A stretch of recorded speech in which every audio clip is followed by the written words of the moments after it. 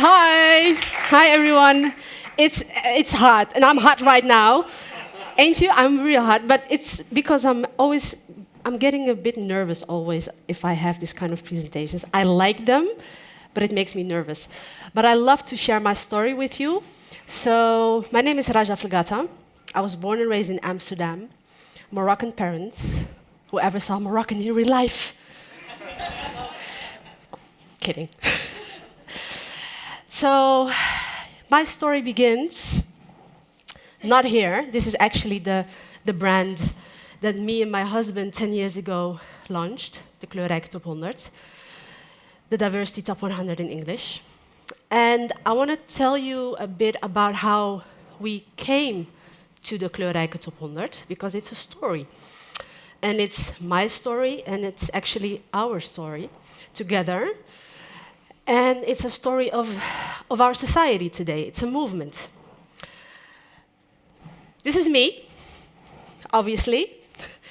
I think I was 6 or 7. Mr. and Mrs. Felgata, my parents, came to the Netherlands in the 60s, worked very hard. And I was always, I think, moody, but always curious, and this weird kid who was always asking questions. Why this? Why that? And it annoyed the hell out of my parents. But I was always curious, and in an early age, I knew I wanted to do something in media. So, lying on my stomach, watching television, back in the 70s and 80s, you didn't have social media, you just had, I think, 2 channels, Nederland 1, 2 and 3. And watching television, and I love to read as well, but I love the television. So I was attracted to the telly. And I grew up with a certain perception. And the perception was that I couldn't recognize myself on television. I didn't see people who looked like me. So later on, at this era of my life, I came across this quote by the lovely Marion Wright Edelman: "You can't be what you can't see." So back to this little girl who was watching television and was wondering, who are these people? I grew up on these people. I think you know them all. I grew up with these people. So what is the correlation? Anyone? Obviously. So, but these were my heroes, you know, people who were presenting and doing talk shows and doing entertainment. And my parents were watching the news every day, like NOS was their way to go. So I was I think her name was Henny Stoel. I remember. And when I was 14, 15 years old, telly was changing.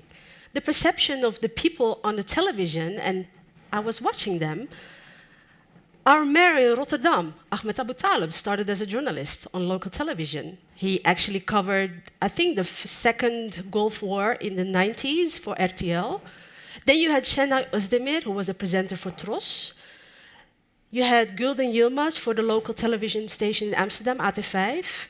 And you had my friend Prem Radikashun. You love him, or you hate him, or you love to hate him, or vice versa. Anyway, so when I started to be more perceptive about who I was and what I wanted to be, and I was thinking about my future, what I wanted to study, I wanted to be just like them. So I had a dream to be one of those people who are the face of the changing generations, the changing society, basically, who are presenting themselves on television and telling their story. So I studied journalism in Utrecht. And I was actually the first one to present AT5 when I was 21. So one of my dreams came true because I really wanted to make a change on television as a woman of color, a woman with Moroccan backgrounds, and my community wasn't always positive in the news, as you might notice, even until today, we have this Moroccan issue, Moroccan problem. For me, I always think from a constructive point of view, like what can I do to bring to society and show another side of my community.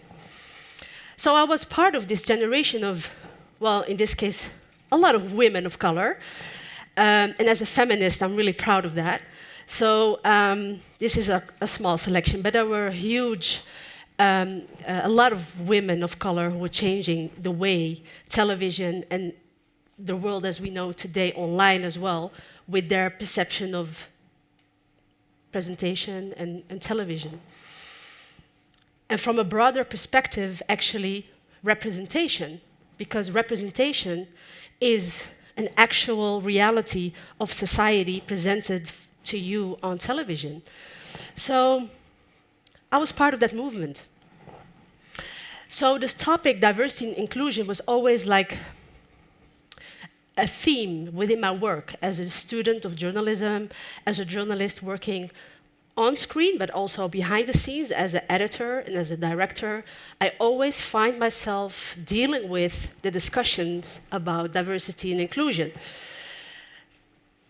So in a way, I was part of the generation that inspired these women as well to be out there in the face of change, in the face of diversity and inclusion, in my opinion. So what did I do with my idea of the changing society, the discussion about representation, this tiring discussion about diversity and inclusion? A lot of people think, oh, here we go again. We have bigger fish to fry. We have the environment. We have climate change. Of course, that's on top of my list as well. But we have to deal with the daily basis of reality, which is society, which are people. You have to work together. So my motto of you can't be what you can't see still remains on top of my head. So I wanted to do something with that idea because I was talking to media outlets, I was talking to so many different companies who are struggling to hire people of color. They couldn't find them. It had to be about quality. So I found myself in different kind of discussions about this topic. So I thought about, okay, we have different kind of top 100 lists. We have a media top 100, we have a quote 500, we have the Volkskrant 200, whatever. We have a lot of lists in the Netherlands. We love lists. I don't know if they mean something, but we love lists. So we started in 2010, the kleurrijke top 100, diversity top 100, which is basically a tool for companies to actually see society, because the argument of we cannot find them was way out there so often, and my reality was we can find them. Like every year, and we fill up a top 100 list for you to look into. If you look for people as speakers, as experts, or you look for people to hire, people got jobs because of the diversity top 100. People were recruited. People were asked for television programs. So we made the work of journalists much easier.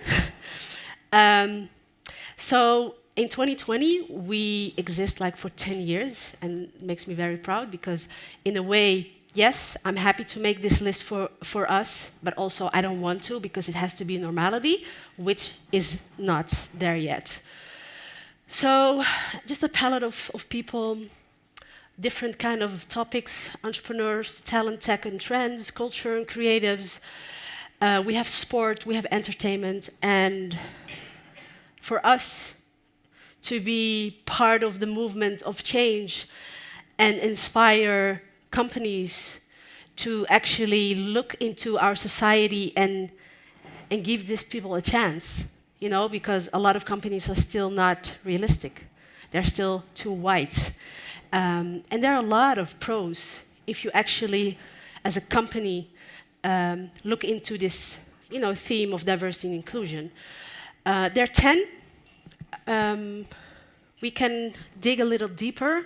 I have my card, so I won't say them every 10 of them, but I want to go through them because they're very interesting. Please make pictures and share because it is so true. There's research.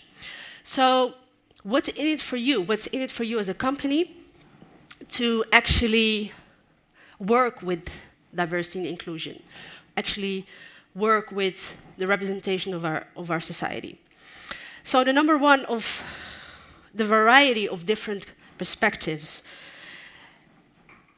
Employees in a company with higher workplace diversity will have access to a variety of different perspectives, which is highly beneficial when it comes to planning and executing a business strategy, which is nice. 2, increased creativity.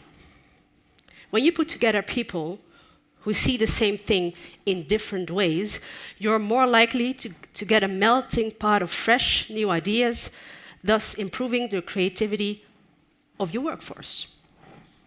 Then you have 3, higher innovation. Then you have 4, problem solving, which is interesting. Employees from different backgrounds have different experiences and views, which is why they are able to bring different solutions to the table. Thus, the best solution can be chosen sooner, which leads to faster problem solving. So, 10, you can find them on my social media as well.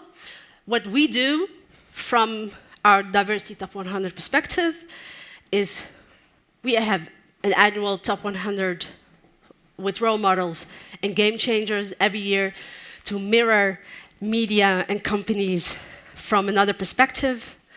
We hope to inspire companies to hire different people with different backgrounds. We think with them on a HR strategy and on a D&I strategy. We train people in companies, and we have an impact on and in the media every year, and we believe in representation because you can't be what you can't see. So, my question to you, as professionals, CEOs, or management teams, or entrepreneurs with a team of people, what are you going to do tomorrow? Like, really concrete. Are you going to talk with your colleagues? Are you going to talk to your CEO? Are you going to talk to your management team and ask them what are we going to do to have a diverse company and a realistic experience with people from our society in our company? So it's, I think, a nice question to think about, what you can do tomorrow. This is me. This is my story. Thank you very much.